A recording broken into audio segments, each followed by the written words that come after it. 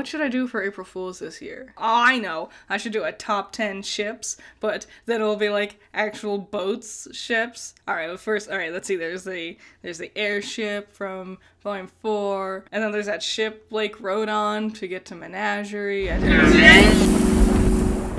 Actually, you know what? I'm feeling a little bit bitter.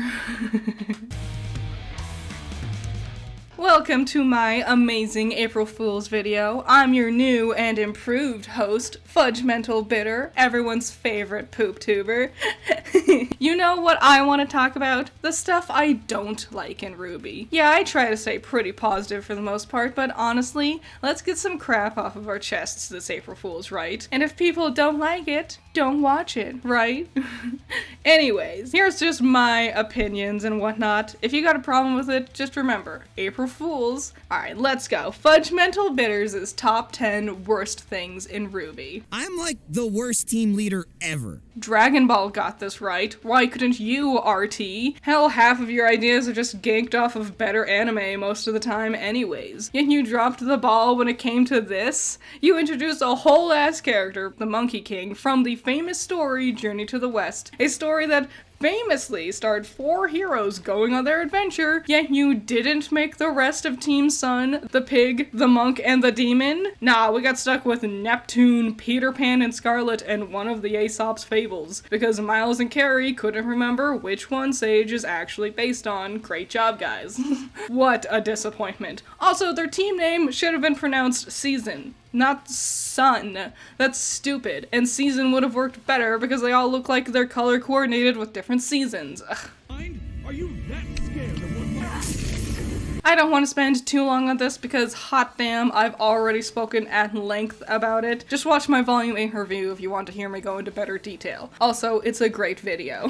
But let's just take a moment to recognize how badly they've dropped the ball with this character. He really could have been a cool villain if they just actually bothered giving him any development to get into that genocide general idea. But in true RT fashion, they skip over all the actual development a character should get and just jump straight to the end. Satisfying story and character progression, not in my glorified web cartoon. What does she even see in you?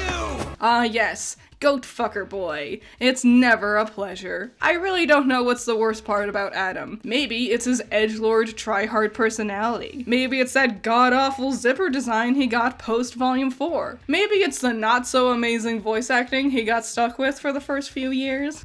Perfect.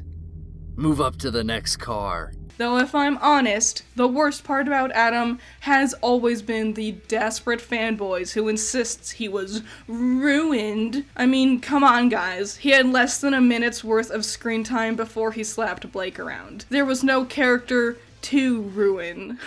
Your headcanon not becoming reality is not the same as ruining. Oh wait, how can you say that about Adam right after talking about Ironwood's character? Well, if you ask that, then I don't think you actually understand my issues with Adam or with Ironwood's development. Ironwood wasn't ruined, he was rushed. Those words mean different things, honey. Though I'm sure even me explaining this is gonna fly over some of the heads of the commenters I get on this video. Is it bad? No! Hey, the next time we give Blake a new outfit, can the person who's designing it actually know how clothes work? Or at the very least, can they opt for not going with the ugliest, dumbest articles of clothing imaginable? Really? A gigantic coat and stripper boots on a tropical desert? Really? An unzipped sleeve and then buckled closed again? Can you think of a stupider looking fashion choice? Because I sure fucking can't. And at the very least, can we put the poor girl in black? Her letter in the opening anagram is B for black. Black the Beast, okay? Stop putting her in this ugly-ass shade of gray-white and commit to putting her in black, you cowards. Give us our emo girl, that's all we fucking want. And hot damn, that haircut, ugh. It looks worse than one of the unmodded options from Skyrim. Like the helmet-style hair we see from a PS2 game. She's Beauty from Beauty and the Beast. Not anymore. Now she looks like the castle worker who got transformed into a trash can. Fuck. Ah yes, ice cream bitch. I wish you being whisked away in Volume 3 really was the last we saw of you. A perfect example of the writers just randomly throwing a character on screen and bending over backwards to give the loudest, most obnoxious fans the fan service they constantly beg for. Literally created at the last second and desperately jammed into the middle of Volume 2, Neo has proven time and again she's little more than a cute face, and yet people lose their fucking minds over her. Oh my god, she's such an incredible fighter. She should be able to beat everyone, blah blah blah blah blah. Okay, so she beat one character in a fight, and suddenly the internet convinced themselves Neo is some supposed god-tier combatant. And to that I say, ha! Bitch is so bad at fighting, Oscar got a one-shot on her, even with this big telegraphed attack of his. But that's just a sign that the animators made a mistake and it shouldn't have happened. Aw, sounds like to me you can't accept the fact that on screen, as the truth, like it or not, canonically, Neo is so bad at fighting, Oscar was able to land this hit on her. So take all that talk about how she should have been strong enough to blah blah blah blah blah, and save it for someone who actually gives a shit. Just like Adam, though, the worst part about this character is, once again, the ravenous fans who just cry and cry and cry and push their eye candy back into the plot. A lot of fans say really cringy things like, I hope she gets a voice in the future. And to that I say, fuck you. Let the disabled character exist, please. She can be mute, and that's fine. Stop trying to erase away disabled representation by giving your ice cream cunt a voice. You'd have to be a special type of oblivious to have a beloved character die tragically, just to bring that character back years later, just to then have them die tragically again, because that would really be stupid. Huh. I guess RT is desperate to try to recapture Volume 3 RWBY, since that was when it was doing its best financially for them, because after that Pyrrha statue that was shoved up Jean's ass, they just flat out try to redo Penny's death. And it was bad. Penny's first death was a really big deal. It accompanied a big turning point for the story and characters, but then she came back, and everyone stopped giving a fuck. No one had a reaction to her being alive again, except for RWBY, whose reaction was the same as noticing they have your favorite flavor of ice cream at the mall. I sure am glad the resurrection of one of the most beloved characters in the entire show was played up as a stupid slapstick joke. Why was it John? Jean doesn't like Penny. Hell, he's never even said her fucking name before. Why was it Jean? Why did she let it be Jean? It should have been RWBY, someone Penny cares about, someone who loves Penny, not just some rando who's walking past. Worst of all, they chose Jean, but Jean is the goddamn healer. He healed a stab wound that pierced through the whole of Weiss's body, and that's when he first found out he could do this. But Penny insists he can't heal her small little paper cuts on her chest. Really, bitch? You don't kill a character just to bring them back, just to kill them again. That's like take literally one college course in creative writing. Please, for the love of God. This is basic level shit you're fucking up, guys. Why did you go through so much trouble to leave home only to come crawling back? Ah, yes. Blank white piece of paper. The character. Adam and Neo's stands are understandable. Those two characters actually do shit. They have cool fights. They have unique outfits. Whitley's fans are baffling to me because they are literally obsessed with this character, and he has done nothing. And it's one thing to really like a character. That's fine, honestly. Who am I to judge? But Whitley's fans get, offended when other people don't reciprocate their obsessions with him? They insist he's super interesting and has tons of potential. I disagree. I think he's a little toady, and that's it. Who cares? Literally every other member of Weiss's family is more interesting and would have been more entertaining to see interacting with her. I don't care about the no-nose nobody that is Whitley. Oh, Weiss pointed her sword at him. How dare she? That's unredeemable. Blah, blah, blah. She pointed her sword at Crow too. No one gave a shit about that when that happened. Also, last time Whitley stood in Weiss's way, the only way she was able to get past him was spilling wine on him. She obviously wasn't going to actually stab Whitley, guys. God, calm down. Your precious walking whiteout incarnate is fine. Jesus. Please don't forget about your brother. Whitley wants nothing to do with me. Of course not.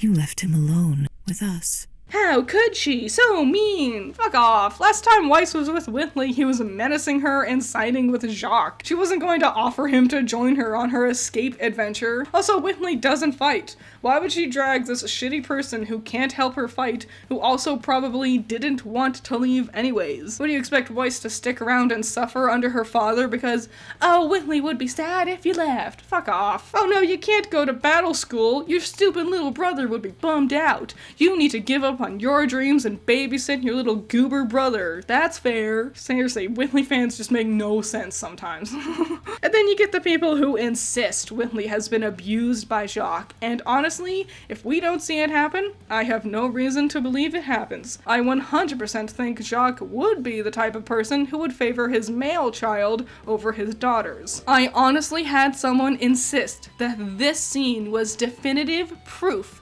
that Whitley was being abused, because they said Whitley flinched and was scared of his dad. Father, you, have a visitor. I told you I didn't want to be disturbed. Why did you let them in? I didn't. He let himself in. Hey, did anyone notice that didn't happen? I swear, it must be exhausting playing mental gymnastics, playing imaginary pretend when you watch the show. It reminds me of that one time someone said Weiss was smiling here. Like, get glasses, homie, if you really can't see what's blatantly in front of you. Oh, but Whitley seemed nervous. Yeah, because a strange man he didn't know barged into his house after Whitley told him to leave. You don't think that's what's got Whitley on edge? No, it has to be his father, who he's devoted to and trails behind like a lost puppy. Definitely not the stranger danger. Fucking use your brains. I bet Whitley's fairy tale inspiration is Elroy from the Blues Brothers, because he seems just about as exciting as dry toast. Shout out to, like, the 5 people who's gonna get that reference. Oh my gosh, no. You gotta do it like this. That's what I'm doing! I don't think they initially planned on Blake and Yang dating down the line, which is why Blake and Yang actually got to develop as friends first. And honestly, that was way better, though the desperate Bumblebee shippers will literally take any interaction between these characters and insist it's a sign they've always been in love with each other, because having a friendship is such a foreign concept to some of these people, my god. Yang was staring lovingly at Blake during the dance, or she was happy she was able to convince her friend to actually attend the dance. That could be it too. You really gotta stretch before you try to reach that hard. But past that, let's be real here. Bumblebee is basically confirmed by now. There doesn't need to be any stretching anymore, guys. No more, oh, they glanced at each other one time, it must be love. Now Rooster Teeth is going out of their way to give Blake and Yang facial expressions and body language that is typically given to characters who are romantically interested in each other. Holding each other and pressing foreheads multiple times. These saucy expressions and side smiles, the holding of hands, it's all the typical body language of flirting, and yet, despite all this, their relationship isn't actually confirmed. It's practically written across their faces, and all of their dialogue has been boiled down to just caring about each other, but not confirming it. Blake screams and cries and is the only one to react to Yang falling into Ambrosius's pit of stupidity, but we can't actually have her say the words,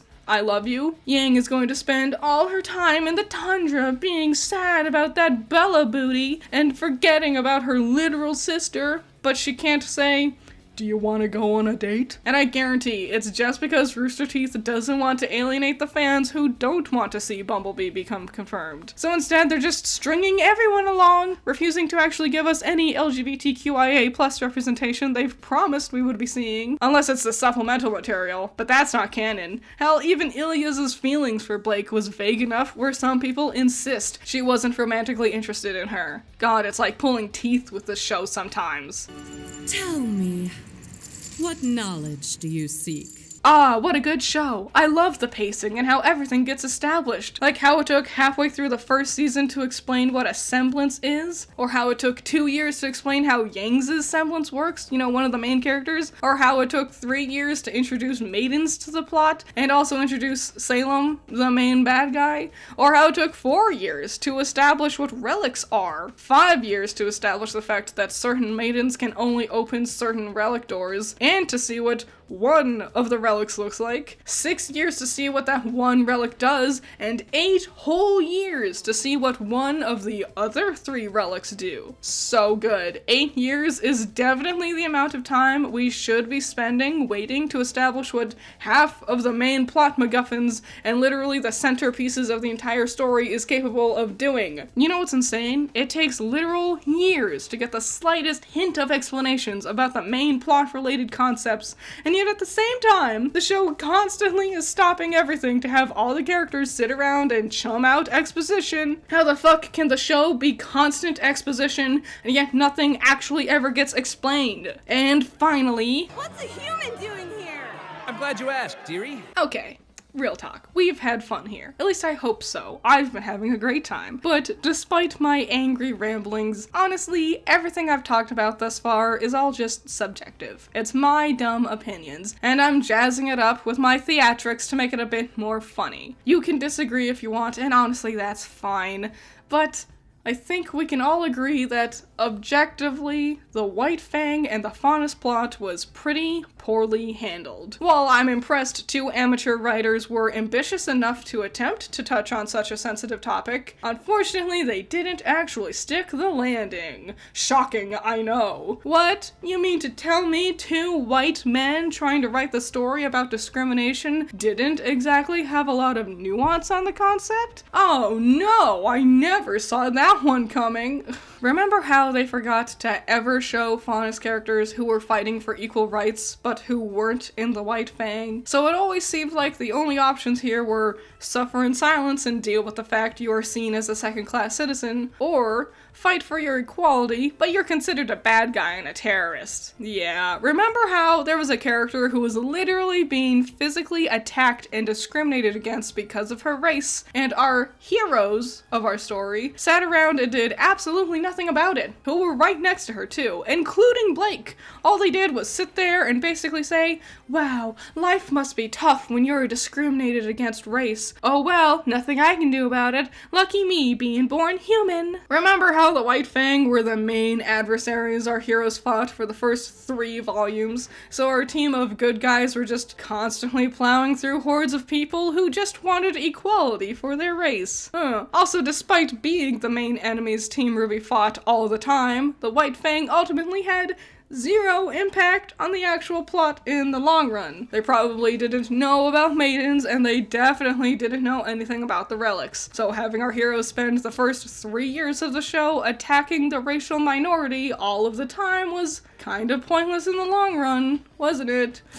Yeah, I remember all of that. It's no surprise that RT has seemingly spent the last few years trying to quietly sweep the idea of the White Fang under the rug, crossing their fingers and hoping that no one will ever remember their less than amazing racism plot. It's just, oh, we won the fight and Gira took over the White Fang again, that means racism is gone, woo! Maybe 1 or 2 characters will say something kinda rude now and then, but they only exist to be a dumb slapstick joke. Racism is gone, guys! The White Fang is fixed. Please don't think about it anymore.